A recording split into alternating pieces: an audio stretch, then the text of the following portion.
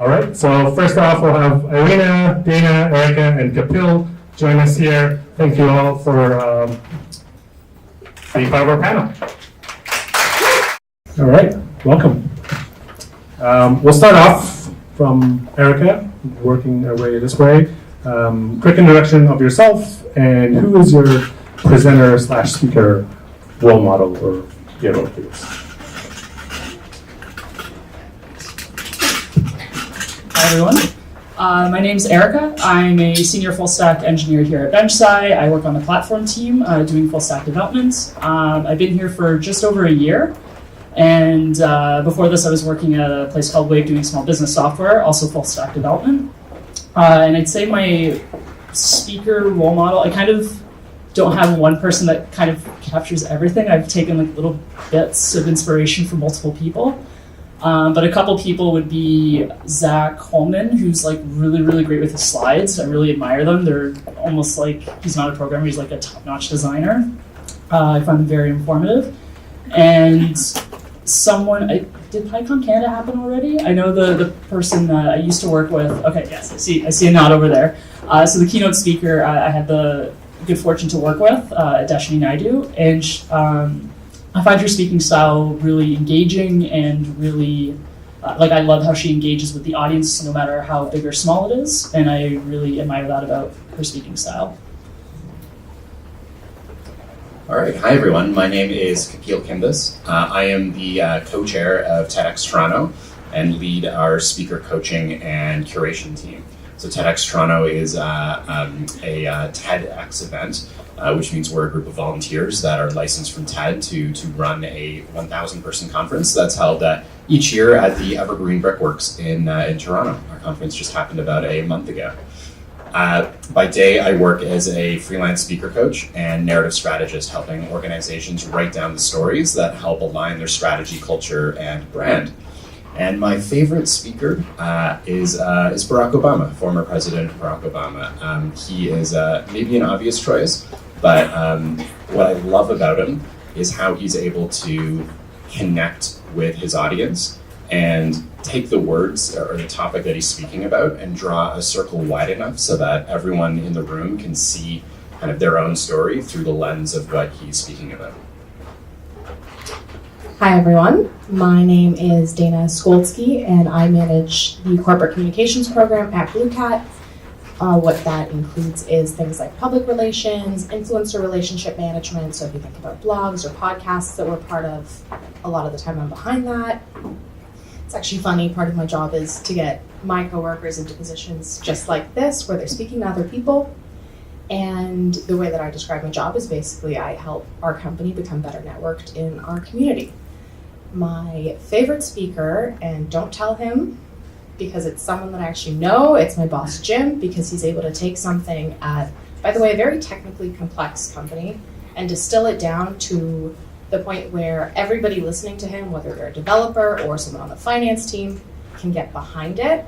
And that's something that I think about when I talk.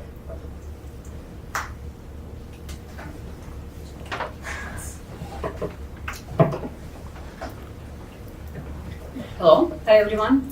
My name is Irina Geiman and I'm a lead solutions architect with Onica, AWS consultancy company. As you can imagine, I am in a very technical position and giving talks and public presentations is part of my job description. That's what I do. We have an AWS Toronto meetup, which is sponsored and run by the company, and we present on this meetup quite a lot, and I present on it personally as well. As to my favorite presenter, I will probably not be very original, but again, it's my boss, Alan Wilson, who hired me into a company, who gave presentation that absolutely was amazing when I was just joining the company. And the reason for him being my personally favorite presenter is his ability to level up his talk to the audience, his ability to speak to almost everyone in the room. And when he talks about mundane stuff or technical stuff, He's exceptionally approachable and easygoing. He can go as deep as you want him to go and be as kind of commonplace as he sees fit. And his talk is always bringing value to his audience. He comes from a very good place of telling the business story, from answering with the why question and never with the how, which is the common vice of technical people. So he's my choice. Amazing, thank you all. I'm one of the organizers of DevTO. I also work at a company called Shutterstock. My favorite speaker, I forgot their name, but I'm sure once I describe the talk, probably all will know it, but it's a TED Talk. It's this professor who tells stats. I think it's a stats professor. And he's got this talk around, let's say, development across the world and how GDP grows, and he's got all these circles that move around. I'll have to find the name of that person. I can't remember. Roslin. Yes, Hans Roslin, that's right. So, amazing speaker. What I really loved about that is such a technical topic as statistics and human kind of population statistics and how he made it into like the story. So one of my favorite TED Talks ever, probably. So some of you touched on this, but our first section that we're going to dive into is called Know Your Audience, an important step of giving any kind of presentation, technical or not. So we'll start off with, I guess, how do you do your, maybe we'll start with Erica this time. How do you do your research, Irina. How do you do your research about your audience when you're about to give a presentation, and how do you prepare for some questions you might get from your audience? Right. My knowledge of the audience is probably one of the most important components of the success or failure of my presentation. And I usually present to the highly technical audiences, but these highly technical vary greatly. To give you an example, speaking on a AWS Toronto meetup is not the same as presenting on AWS Toronto Summit. Although both of them are highly geared towards AWS audience, the level of expertise vary. I would say that I will do the research, I might contact organizers, I will definitely look through the list of the people who confirmed their attendance and try to find out the distribution and the knowledge. I will be very explicit on the expectations from the audience. There is no reason to give highly technical talk on the intricacies of Kubernetes when the audience have never seen a container before, right? So I would say my staples is clearly communicating ahead of time the level of expectation from the audience, going and doing the research of the knowledge distribution of the audience, contacting people who might contribute to my knowledge as well. I can give you guys a really real example of this. I was recently preparing a talk about personal branding for young people, about university age, specifically ambitious young people. And the way that I did my research was actually reached out to people that I knew who might fit that description and actually asked them what they thought. Sometimes it feels like when you're developing a talk and you're doing your research, you kind of want to hide it until it's all ready to go and it's all perfect. But actually showing it to people ahead of time, even if it's just one person that you trust, and asking them, is this new information to you? Is this exciting? Is this completely, do you even connect to this? I find is really helpful for me when I do my research on my audience. That is great advice. I would just add to that and say, get to know your audience in like a very simple, easy, practical way. So if you are doing a presentation to people that you know, then that's easy. Take some time, like 20 minutes, and just sketch out their names and kind of what they're thinking and what they might be looking for in your presentation so that you can tailor your presentation to them. If you're speaking in front of a crowd of people that you don't know, take some time to get to know one or two of them, right? Perhaps call up the event's organizers and say, what's the general story of the people who are in this crowd?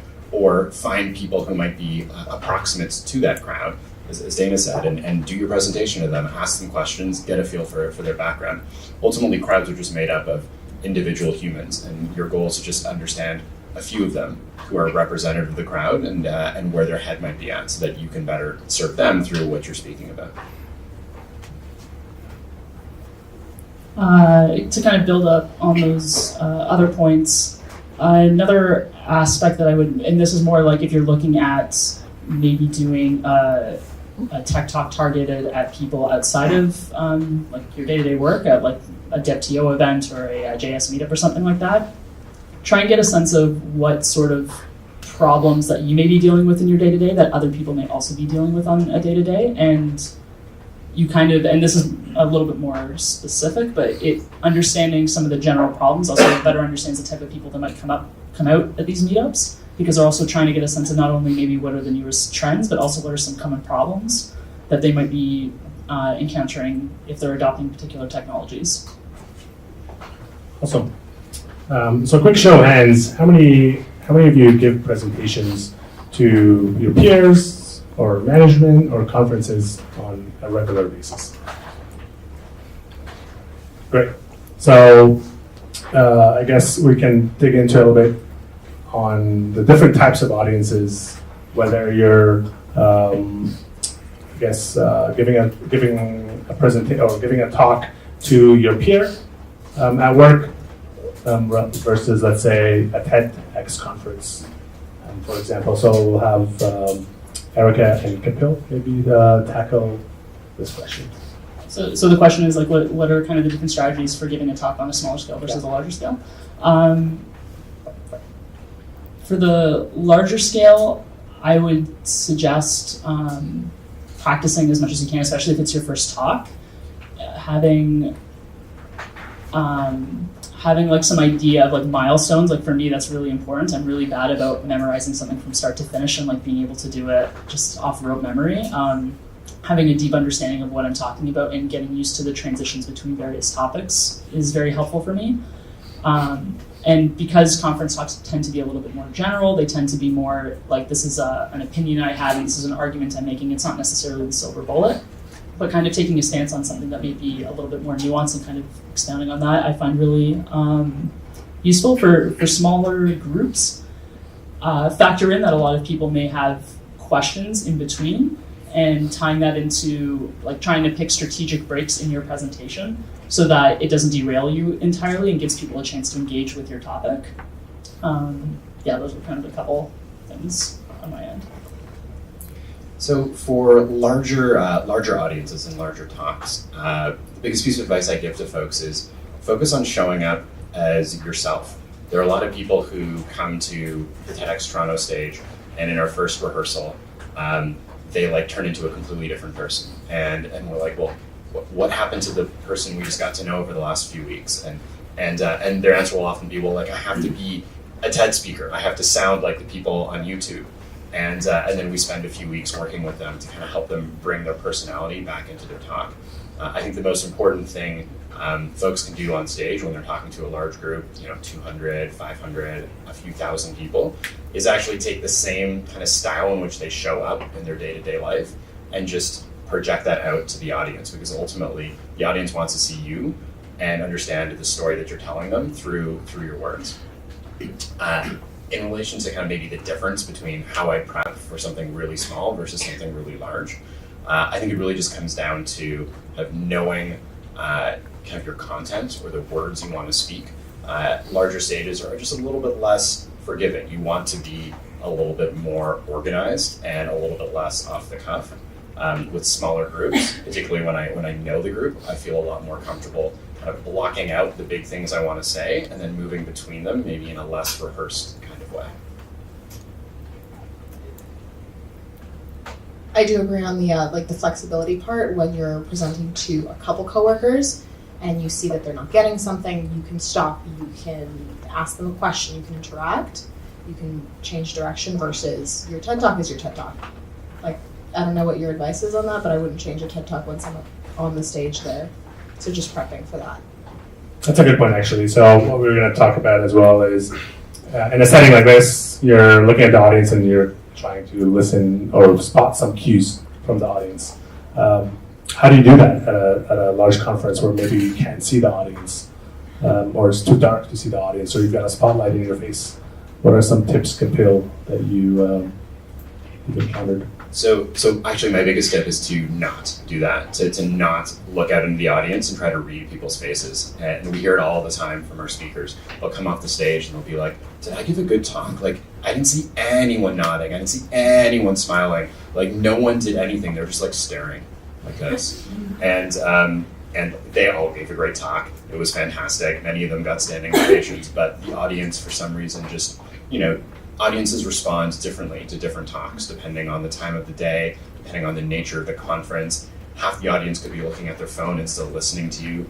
And when you're on stage, most people, including me, have this like second parallel track that's going on, and it's like this like nervous voice in your mind that's looking for like the slightest kind of thing to indicate that your talk has gone horribly off course and that you must massively course correct. And most of the time that's not the case. And so my biggest advice is to actually just keep on going and be confident in all the preparation you've done and all the words that you know that you're ready to speak. I want to address another kind of aspect of giving talks, and we are facing it more and more, and especially in our day-to-day life as professionals, is speaking to remote audiences. The audience is not in front of you, and yet you still have to be impressive, and it's a huge challenge. Although I cannot, sometimes I cannot read all the signs from all the audience, but at least you are in front of me right now, right? I can see if people are engaged, if people are responding.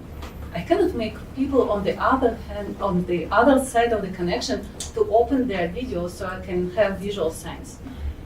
Get prepared to deliver your talk and be as confident and as convincing as you usually are in front of people, just in front of the black screen. It's an aspect of being kind of frugal and not flying people to the same place and listening to your presentation, yet you have to train for this aspect. As a nice tip is open your own video. People will notice, and you will see people's screens just popping up, and the presentation will become more alive. But this is an aspect of a modern presentation involved. Be prepared for it as well. Just to add on the turn on your screen and you taking the first step in being on video, that's actually a really big sales tactic as well for remote salespeople, and actually they teach this at Blue Cat as well, is even if the other person doesn't have their screen on, turn yours on because it makes you seem more human and more relatable. And the other thing is don't take visual cues directly. Like, I don't mean to pick on you right now, but you got your phone out in front of you. That's not because you're not listening, it's because you got the questions in front of you. That's right.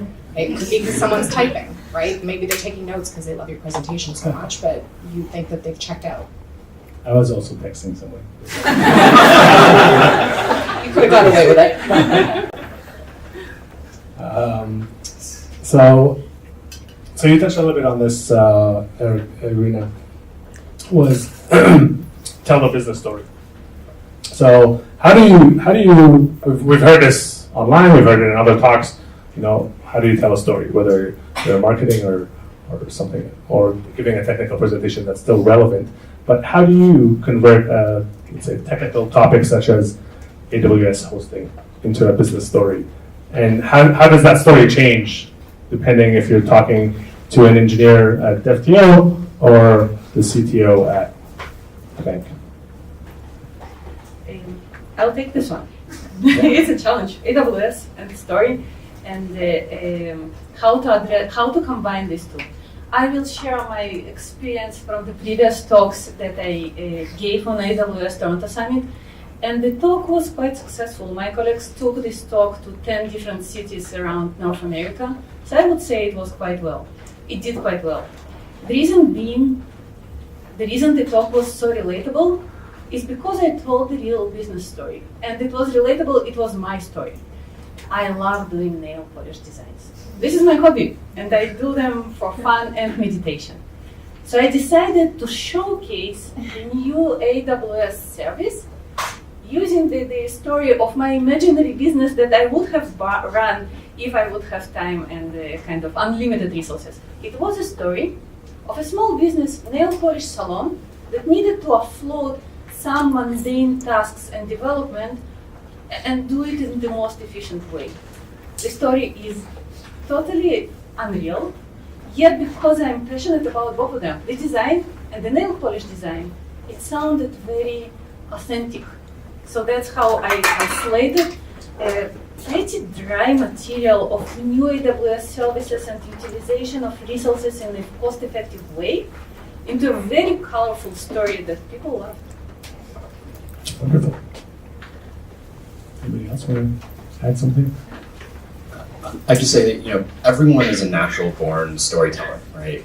Everyone has grown up in and around stories, whether you play video games, watch movies or TV shows or read books. Stories are part of your life, and often people are search for a story to tell.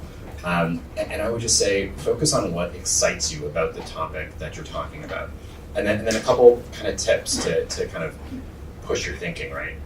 I often will ask why. Why is this important? Why is that important? Why is that important? Until you take this very specific technical topic and you're able to connect it to the larger mission or business strategy of the organization, then often somewhere along that journey there's an incredible story that can be told. Another often helpful tip is to make sure you talk about why you care. There's something about the work you're doing that you want to communicate, but in order to really communicate that, the audience needs to understand kind of who you're about and the journey that's led you to this particular point. And often just spending a bit of time telling that story will help the audience connect to you and then be much more receptive to hear the story about the actual technical topic you want to speak about. And to build on that a little bit, the same story could be told in multiple different ways depending on who you're talking to. You might have a lot of the same pain points when you're talking to maybe a project manager versus when you're maybe talking to a designer. The thing that you're proposing, whether it's an idea, whether it's a tool or something like that, can help a lot of people, but how you frame it can change how people receive it as well.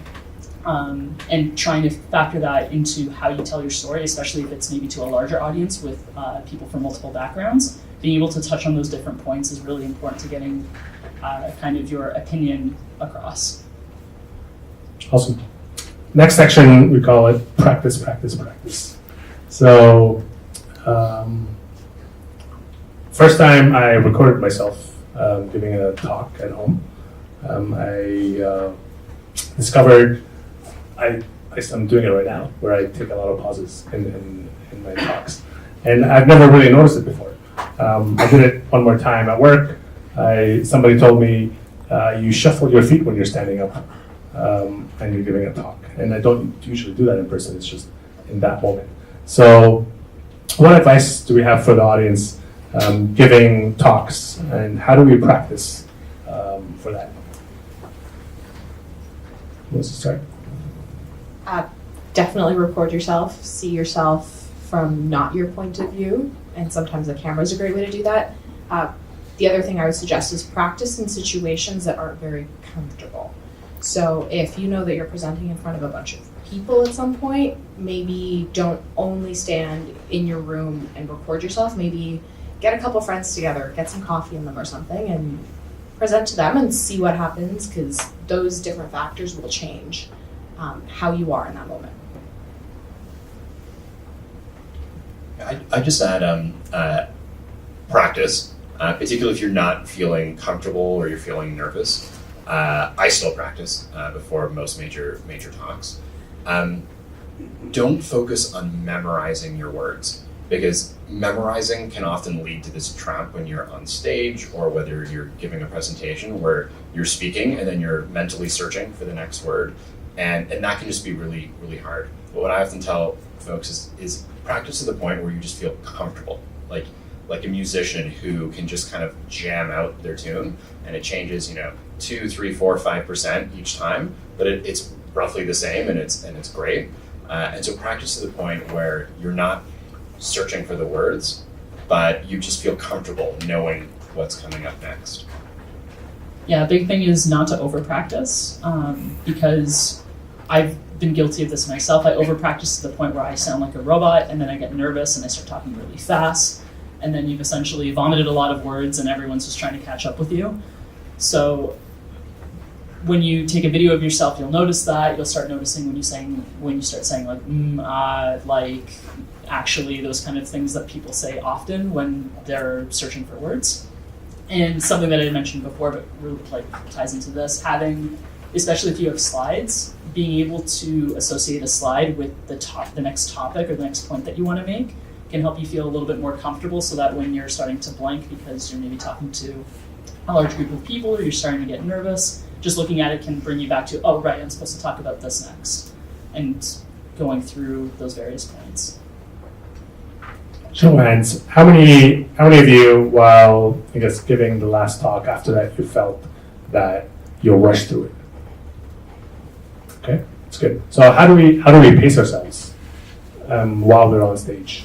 And sometimes we don't realize that we're going too fast, and then we watch the video or somebody tells us. But while you're on stage, how can we detect that? Any thoughts? Remember to breathe. I find that if you start realizing you're getting lightheaded and your mouth is really dry, you're probably talking a lot and forgetting to take a deep breath every so often. A good way to practice this, I had a friend mention it to me and I thought it was like genius once I started practicing it, was I think on average, none of us really talk more than a minute or two at a time. And so if there's something that you're reading, whether it's maybe on a bus or at home, like starting to mouth the words and get used to talking for longer stretches of time gets you used to pacing yourself a little bit more evenly. So if you find yourself speeding up, you know to pull yourself back, and you start noticing your particular speaking style so that when you're giving a presentation, it feels like you've done it 100 times before. Every pause you make on stage feels 10 times longer to you than it does to the audience. And so every time you think you've paused too long, you can probably double it, and it's not going to be an issue. The other piece of advice is actually try, I often say to speakers, try practicing your talk with different personas. So like practice as fast as you possibly can, and then you know what an overly fast talk feels like. And if you notice yourself doing that, you can kind of pull yourself away. If folks are trying to inject a bit of levity into their talk, I often say like practice in the voice of Homer Simpson or someone else, just to get a feel for what that talk might sound like from a completely different cadence and sense of tone. Oh, I'd even say like do that, take it on the subway with you, like Erica said, do it in different situations, get used to speaking for a longer amount of time. I always come to my talks with colleagues and friends. So I know that if I'm running or if I'm getting off topic, there's someone to go to get me to write. And you know what? We are not becoming good presenters by just learning by ourselves. I don't see anything wrong in having people guiding me through my presentation. After all, I want it to be successful. I want people to have added value out of it. So that's fine. Someone else is supporting me, and at some point I will be ready to go on my own. Consider it as a practice as well. Okay. So this is one for all the panelists. How did you first get into giving talks? What was it by accident, on purpose? Was clearly stating that I have to give certain amount of talks every year. Some of them internally and some of them externally. There was no way around it. It had, I think, at least 2 public presentations externally and at least 2 presentations internally. I have to say that after the first one, I just loved it. I turned the challenge into a challenge into enjoyable challenge. And I'm not contractually obligated to deliver the talks, but I don't think I will ever stop.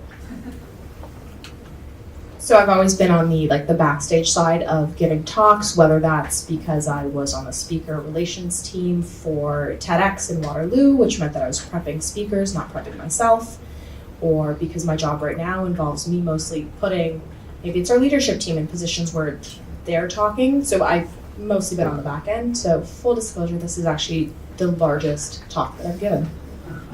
So thanks, guys.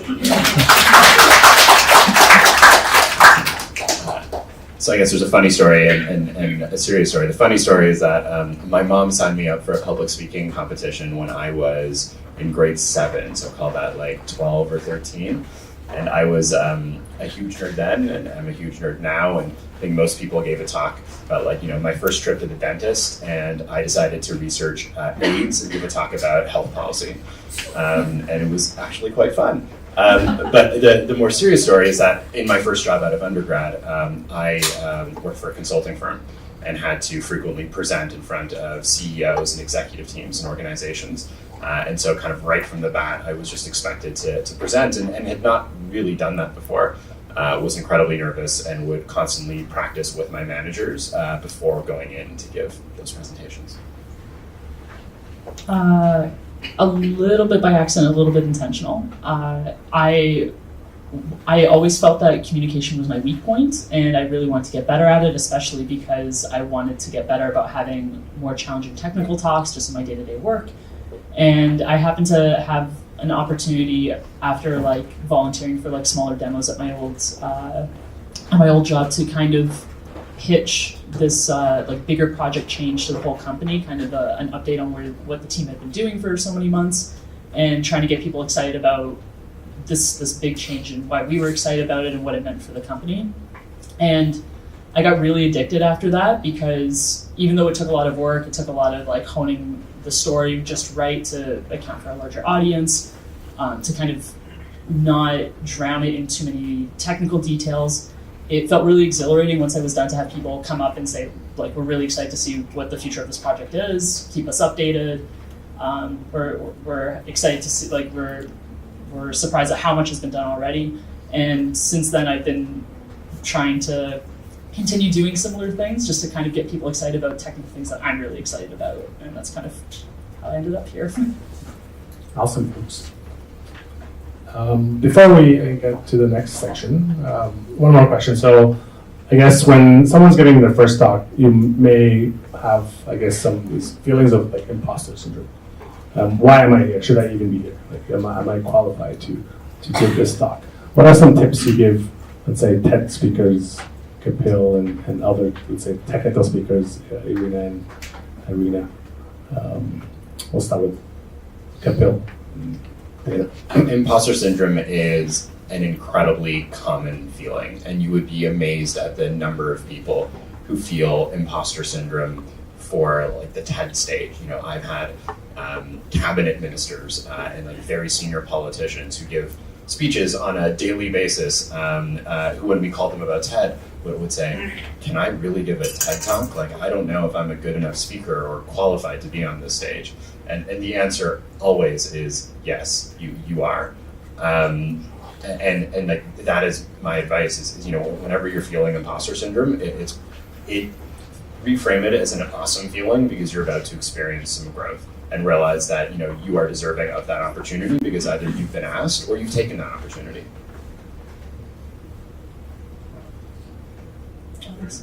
Imposter syndrome? Yeah. The big thing to remember is, even if you are the expert of this small slice of knowledge, tech is so big, there are so many things to cover, and even something that you presume to be basic is something that you at one point found really challenging. And you might be the person to explain a particular concept or a particular problem in such a way that it clicks for someone else when previously it didn't. And keeping that in mind when you're prepping your talk and knowing that there will be at least one person that finds value in your talk, I think that alone shows that you deserve to be giving that talk, is because you're going to be transferring that knowledge to someone that previously can absorb it through the various mechanisms before. So actually, the way that I ended up here today is because I reached out to Nail a while back to pitch one of my colleagues to speak at this event, because that's what I do. And I guess Nail had a chance to go through my LinkedIn and figure out that I worked with TEDx before. And he actually proposed, hey, we should do this talk on public speaking. And my gut reaction was actually to say no, because no, that shouldn't be me. So what ended up happening was, I think I proposed that we do a panel. Yeah. And so it's right, I'm not, I haven't organized 5 years worth of TEDx talks. I haven't done certain things, but not everyone will have been able to do everything. And there's one person, for example, that sees that there's potential, and there's potential that you can contribute something valuable to someone else. There's a way to reframe the conversation that previously hasn't been. So the same way that Erica said, the way that you explain something might be the way that someone finally gets it. I think that that's valuable, and you don't have to be the premier expert number one. I share my imposter syndrome usually with someone else. So when I come on stage and I realize that of late, I prefer to co-present with people. It makes it more fluent, and I am not fighting this horrible feeling just by myself. I know that someone else is fighting it at the same time. It's funny, but it helps. It helps to switch back and forth, regroup, and get back to yourself and get grounded, and you can go on. I find that co-presenting is a good strategy, and when I approached the AWS Toronto Summit organizers and said that I'm going to co-present my dev chat, they pushed back and said, "No, we never had it before." I said, "Okay, there is first time for everything." It worked. So consider it as a possible tactic as well. Just share. You will do a service to this other person who might not consider before presenting, and you will definitely do service to yourself. It's a good one. Before we jump into the next section, does anybody have any questions you want to ask the panel?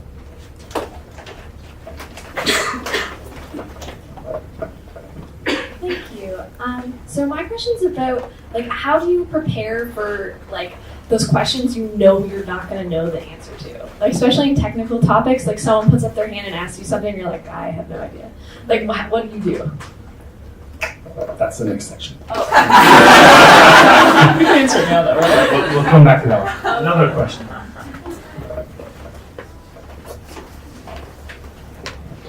I think everyone can agree that practice is really important.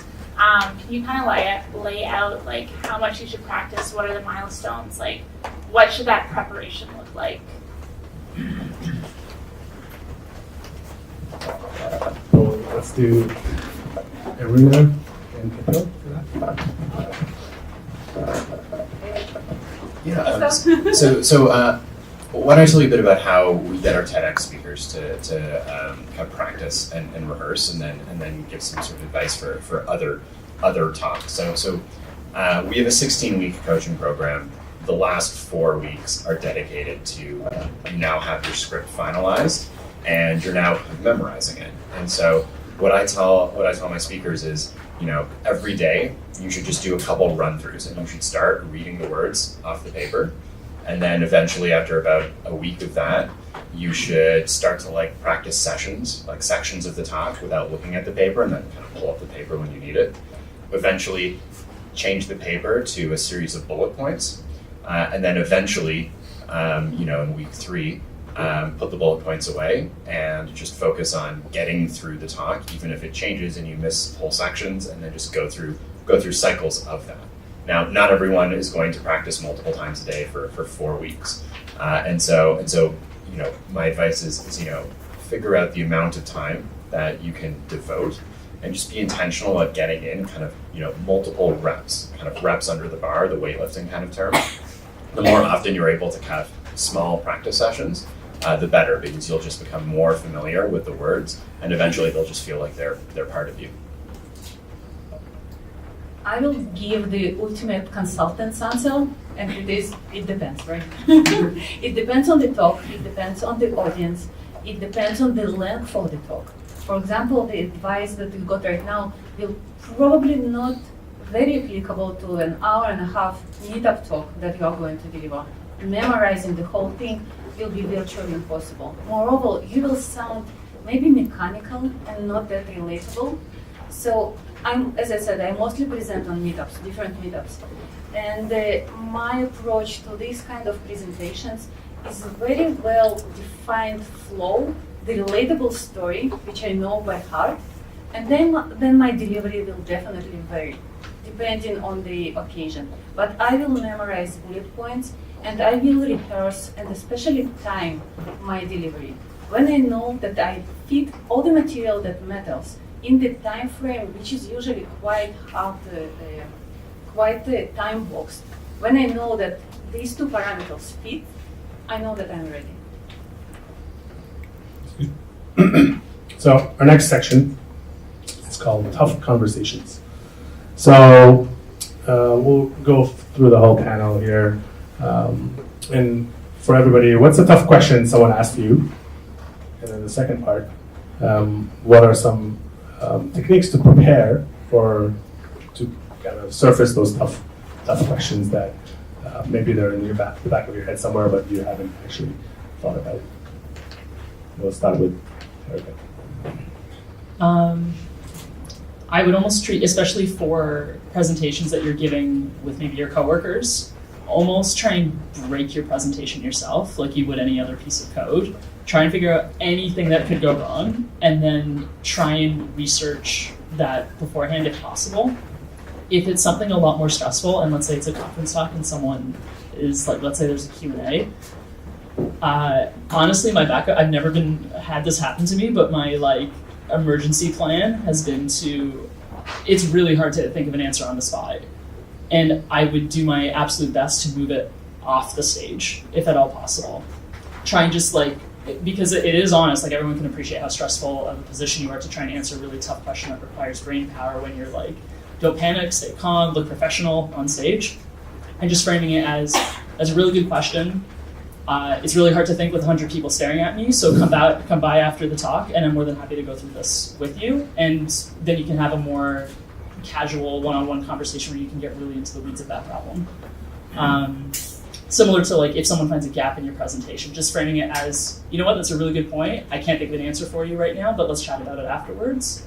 It's a really good way of making that person feel validated and not just you're trying to BS through it, and having an opportunity to learn from that as well. That's great advice. Show up as yourself, and when folks are asking questions, they're not expecting you to be an oracle. And if you tell them hey, this is not my area of expertise, or let's chat offline, that is totally fine. I'll just add on top of that, there are some questions when you're giving a talk where it's not that they're blind spots. You're just I hope no one asks me this question. And prepare for those, because you know those ahead of time, and you can actually just write out an answer, memorize it, or note a couple kind of bullet points, and be able to deliver it. Sometimes there's a question that you have to answer that you maybe weren't prepared for, that you do have to answer. And I often like to do a couple things. The first one is to just smile, acknowledge the question, and acknowledge the importance of the question and why it's relevant to the conversation at hand. And then answer the question that I'd prefer to have been asked, or add context to the question so that you can return to it. And so a great example, so in a prior life, I used to manage hospital divisions, and hospital divisions in publicly funded health systems sometimes run deficits. And so every once in a while when you're presenting to the CEO is just great presentation, Kapil, why are you running a deficit? And the answer is, that is a great question. It is really important that our business unit overall, runs a surplus at the end of the year. Here's what we've been doing over the last kind of 5 months to get ourselves into a surplus position, and here's the progress we've made. And while we are still running a deficit, I'm confident that we will not be running a deficit in the future. Right? And answers the question, but gives a lot more context rather than a simple yes or no, or getting yourself trapped into a bad answer. I like that a lot about not taking what's said to you as that's the hard and fast rule and making it your own. I don't have much to add except for in terms of body language, and when you're asked a question that's obviously challenging or tough, the worst look I think on a speaker is to get defensive and to get a little bit angry. I think the people who I've seen handle hard questions the most graciously are people who have actually opened up and said, okay, well, let's actually unpack that. What is it that you're actually worried about, or why is it that you're asking? And sometimes taking the conversation that way, and again, treating someone like their question is important, regardless what it was, looks good on you. I would like to take it to a different direction. And sometimes the questions that you are getting asked are surprisingly unrelated to the topic of your presentation altogether. This is so-called show-off questions, right? The person is asking the questions just to show that he knows some other stuff unrelated to what you are currently presenting. And these kind of questions you are absolutely cannot be prepared for. They are not your blind spots, they are not related to what you are doing, they just coming to you out of the blue. So how do you handle them? My usual response is, it's an amazing topic. I have to admit that I know very little about this one, and I would love you to present on the next meetup. Amazing. I have to get back to one of the best, I think, tough questions I got during one of my presentations. I was talking about the benefits of the serverless on AWS, and serverless is a big buzzword, right? And I was presenting one of my designs that I was very fond of, and then one of the guys is like, but this one is running on serverless, and that's what it was.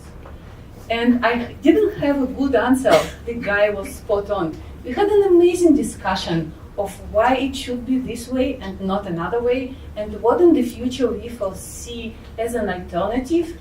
So we actually turned this challenging question and actually spotting out a hole in my design into a very interesting discussion that everyone benefited from. So once you are open to these kind of questions, and once you are open to not being perfect, not on stage or otherwise, it's really easy to handle this kind of attacks. Great. So the last section here, and I left this one around the presentation itself. So we talked a lot about the audience and dealing with tough situations and how to prepare. We'll spend probably 5 minutes just on presentation, because giving a talk is much more than just the presentation, although most of us probably start with the presentation itself and what do we want to say. So maybe we'll start with Irina. How do you you're presenting an architecture roadmap, for example, and how do you break that down into a presentation? That AWS architecture is so big, tons of things, you can't put anything on one slide. Like, you can't put all of it in one slide. What are some tips to present something like a software architecture in a presentation at a conference or even at a meetup? Right, I have to say it's really tough. And the reason it being tough, I should give a talk on it? yes, you should. Please go ahead. The reason it being tough, just imagine the architecture. How many small pieces you have out there? You do not know in advance the venue. You do not know the screen size, the font size. You actually will not know whether people standing out there will see your design. So just consider it from the other side of the room. Consider what you want people to see, make it big enough, make it readable. I am trying to focus on the main ideas, not the tiny nitty-gritty details of routing tables applicable to my design. Main points, things that I want people to remember and play around with, not the actual designs. That's my approach. And very little words on the slides, so people will focus on what I'm saying, not what I'm writing. Good advice. Kapil, you've seen lots of TED Talks, Dana as well. What's some advice you give to maybe a scientist that's presenting, I don't know, a human genome at a TED Talk or something really complicated? Similarly, how do you break that down in a TED Talk, I guess? Good question.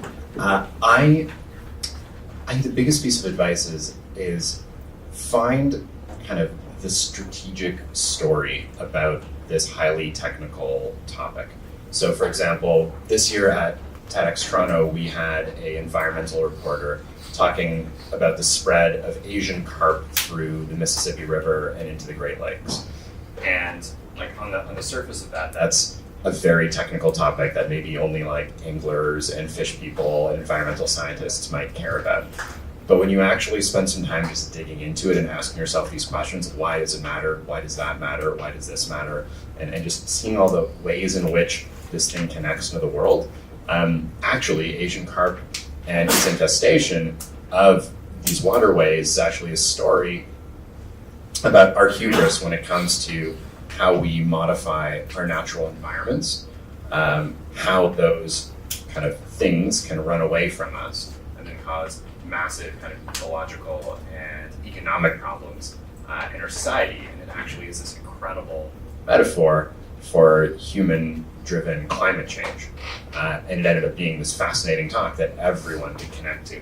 And so my biggest piece of advice is just keep asking why, because ultimately everything is relevant, including the most minute technical topic that you think is boring, and there's a way to turn it into a fascinating story. So I end up doing a lot of writing about technical DNS stuff, and usually the audience for who I write for are either higher level leaders who might not know all the little nitty gritty details of how something works. They just want to know, will it take their team more time? Will it take more money, et cetera, et cetera. And I find myself asking those same questions regardless of how technical the sort of the underlay is, which is, why does this matter? Whose life does it change? How does it change their lives? Does this person get home to their family earlier because we did something or not? And it's actually just only important to us because we spent a lot of time on it. So asking those questions, regardless how technical it is, really does make a difference. Erica, this one's for you. When you're giving a talk, what's your workflow for creating your technical slides? I generally try and keep the slides as minimal as possible. Like I mentioned at the beginning, like Zach Holman's kind of like my goalpost in terms of what I want my slides to look like when I'm giving a talk. And so having like really minimal, like really large fonts, maybe some visuals to kind of engage people that learn differently, whether it's like some people are very, like they just read text and they absorb it really quickly. Some people are more, like they like graphics and stuff like that. The other thing I do is I try and make sure that each point on the slide transitions pretty seamlessly into the next. So that can also tie into like my strategy of using slides as my milestones is how I kind of also structure my talk, like making sure when I'm practicing the talk, I'll even move like huge chunks of slides around because I think that it'll flow a little bit better. And that's generally how I approach it. Irina, do you have any advice on building your presentation? It's a flow of the story. I love this approach of why it matters, and I'm always guided by why question. The how and what comes next.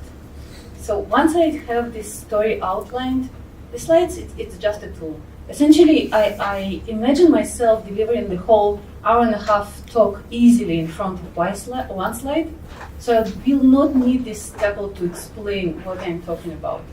I do not overrate slides. Unless I do not need them, I would rather not have them altogether. That's good. I like that answer. Okay, so I guess final thoughts from our panelists. Imagine you're on this hypothetical panel giving tech talks. What advice would you give the audience about why this matters and why it's important to learn how to give technical or presentations in public, I guess?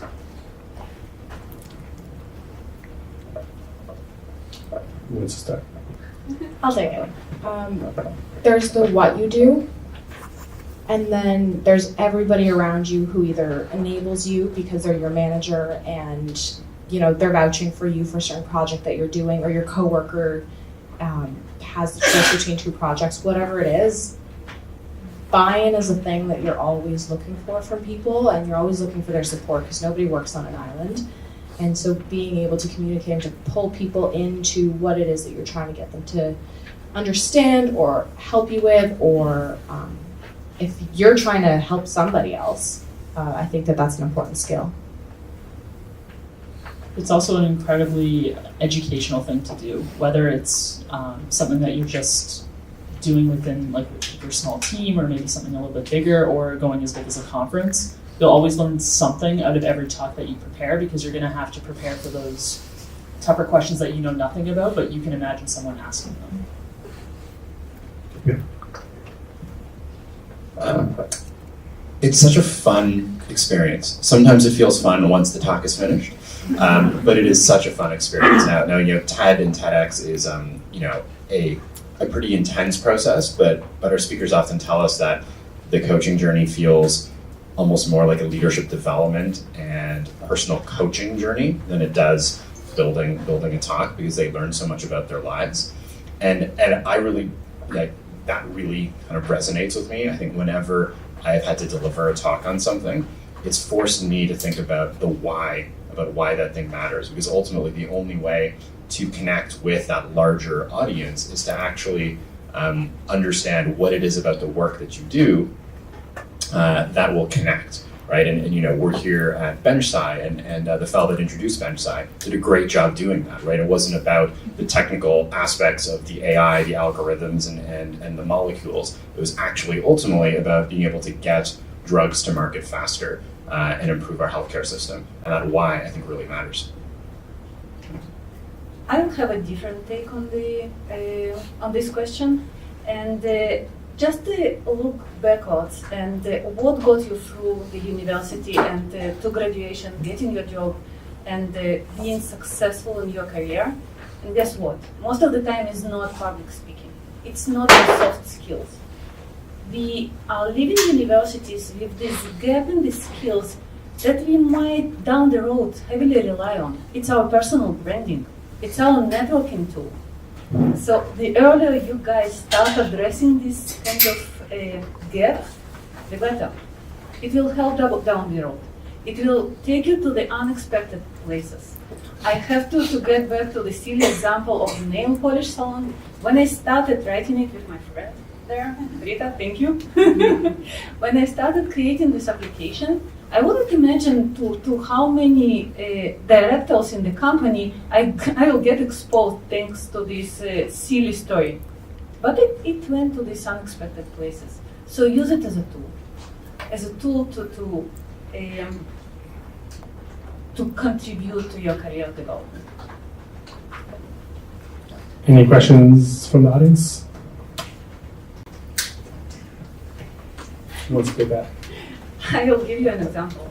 If you remember my inspirational speaker, who is accidentally my manager as well, he mentioned there are these cool services in AWS.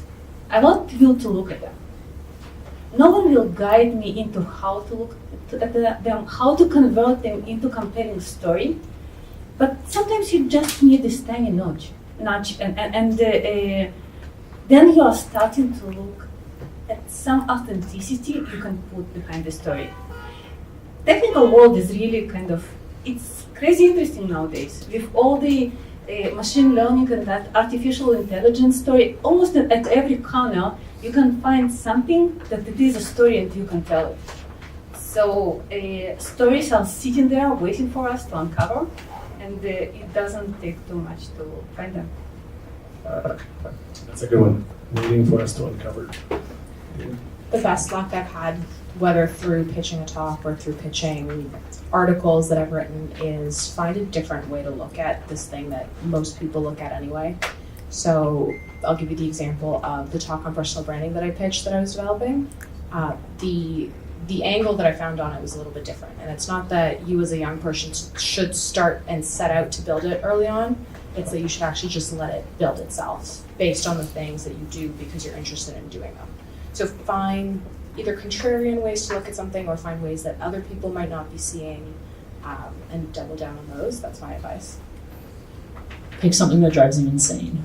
That was kind of like how I landed on my first lightning talk. It was a piece of advice that I had gotten from a speaker at a conference I went to, and he's like, pick something that's like literally driving you insane, because you're gonna look at it in all the different angles to try and solve it, and it'll end up becoming a really interesting talk as a result. And you'll be driven to kind of see it to the end as well. Sometimes I've heard people pick topics because it interests them to learn more deeply about it. But if it doesn't tie into something that they're doing in their day-to-day, they may not have the motivation to see the talk to the finish line and then spend the time practicing it before going to a meetup or a conference talk.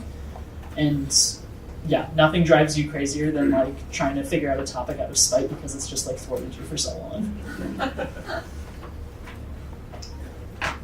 I'll just add briefly, in the same way, like, the best startup ideas are problems you have that you want to solve. Like the best talks to give are the topics that you just care most about. They're frustrating, you're super interested in them. Just, find those. So you know what topics you want to show, to present, and you want to attend to a conference. Now you need to write your abstract. So how do you do? How do you structure it, and how much details you put into it?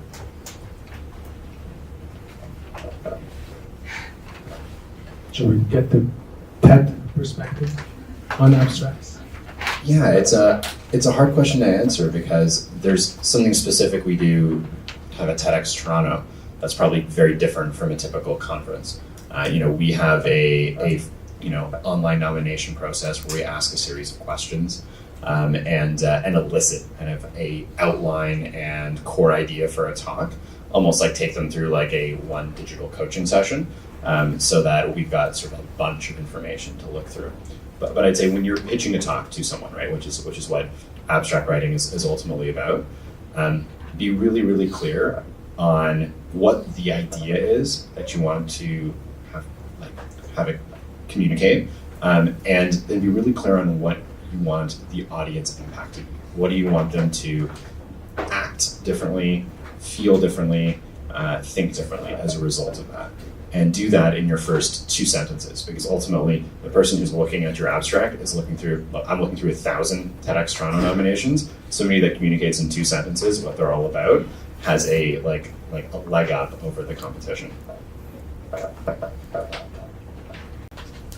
Yeah, and a different take again. I would say know your audience matters in this context as well. For example, when submitting when I did the submission of a couple of talks for AWS Toronto Summit, only one was picked up. And the reason being, I just went through all AWS announcements over the last year, just to understand what they really care about. So it wasn't the actual abstract, it was not the actual submission, it was the current AWS focus at the moment. It paid off.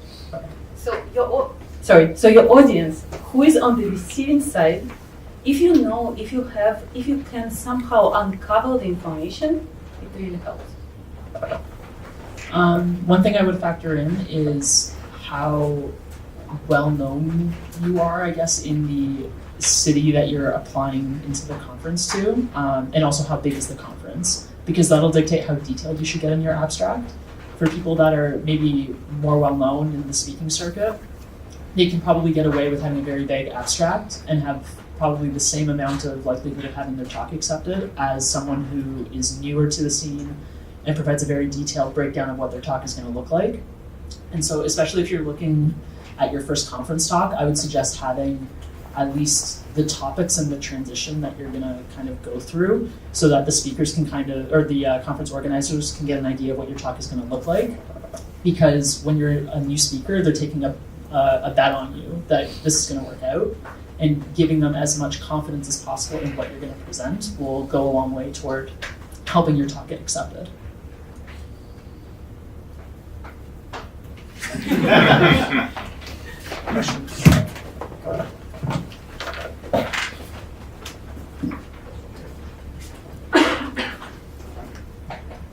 So we've gone over audience and knowing your audience, and also knowing that you need to present your own character in these talks.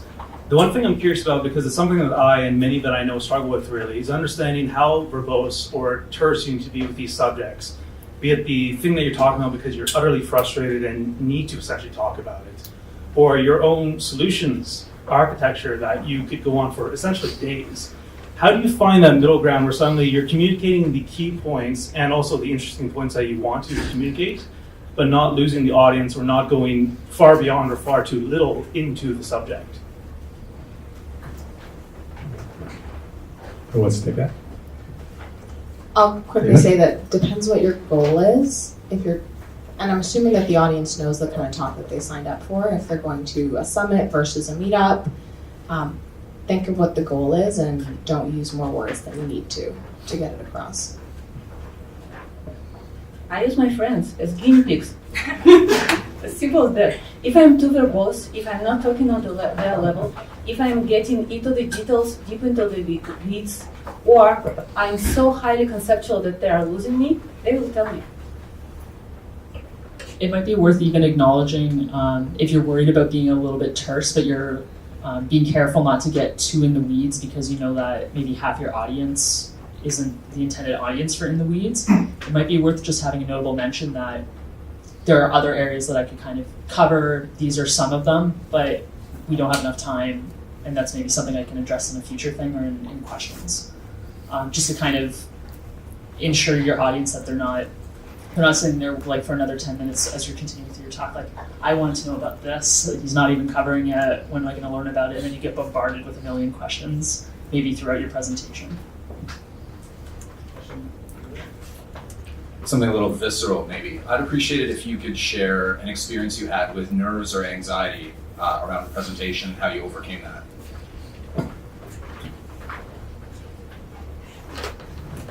Gabriel?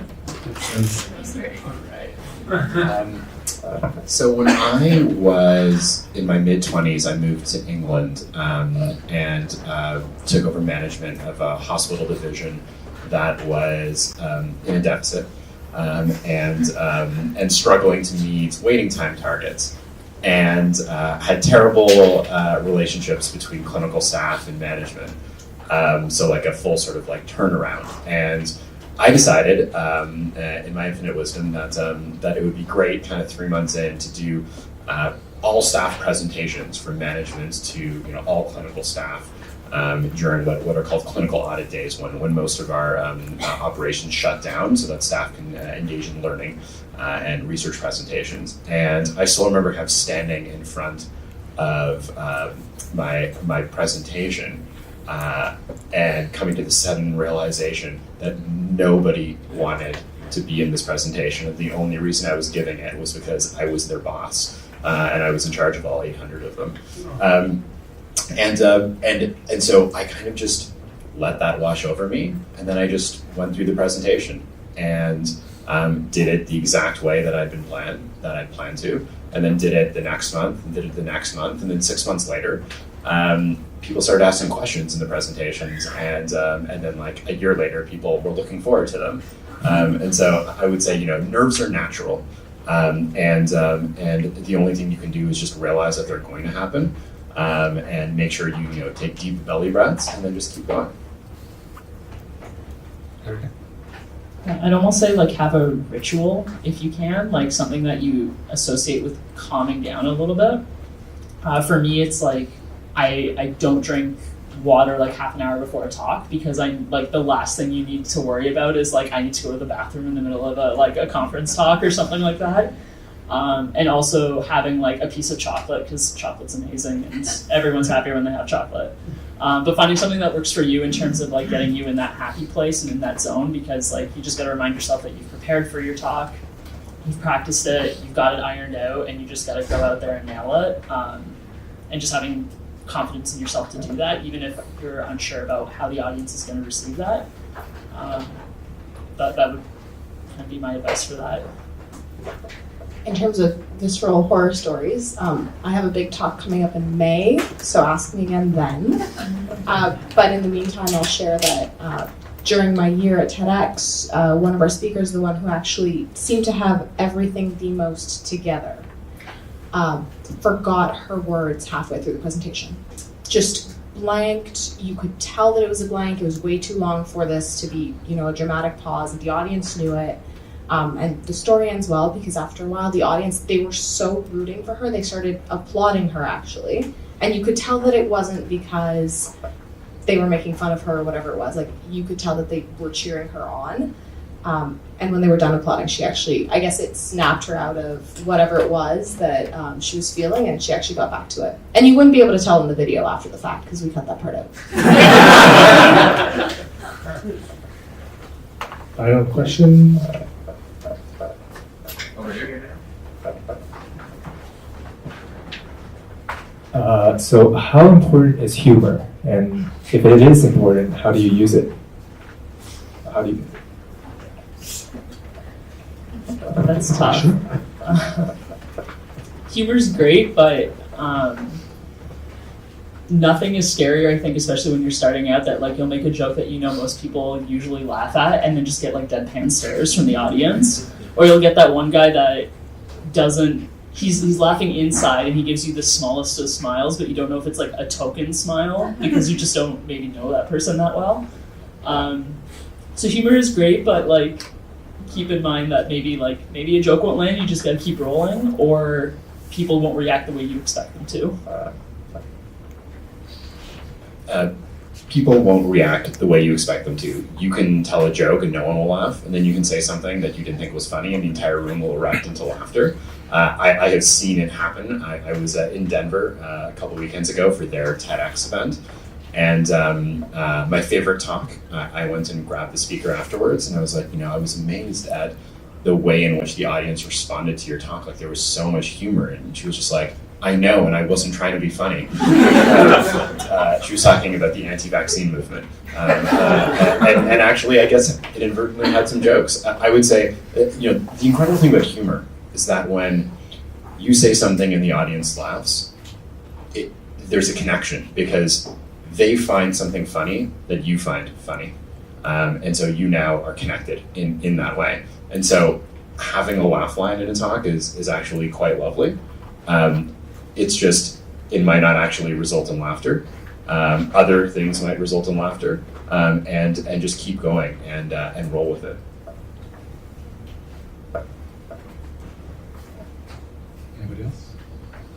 Well, that's it for tonight. Thank you so much. Thank you for our panel for sharing with me.